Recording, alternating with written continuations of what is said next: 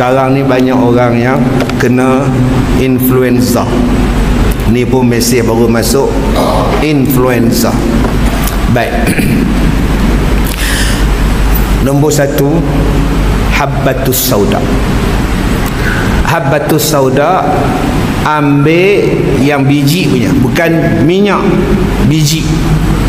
Ambil biji ni kuali, panaskan kuali tanpa ada minyak masak. Ambil habbatus sauda, goreng atas dia, goreng atas dia sampai panas tanpa menggunakan minyak.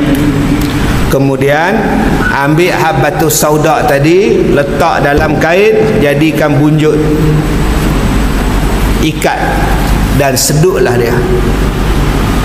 Kalau orang tu tak sihat, duduk di hospital, kena kuarantin, suruh tak kat hidung ni. Kalau tuan-tuan sendiri dia yang influenza, pening kepala, sakit dada, ketat hidung, tak boleh bernafas ni, doa dia apa? Baik, waktu tuan-tuan duduk seduk tu, tuan-tuan baca doa. Baik, ikut saya baca. Bismillahirrahmanirrahim. Bismillahil kabir. A'udzu billahil azim min syarri kulli irqin na'arin wa min syarri harrin nar. Baik, itu doa dia. Itulah ubat untuk orang yang mudah-mudahan bila kena selesema, dia kuat, dia sihat, dia boleh buat dengan habbatus sauda. Minta maaf, wallahu a'lam.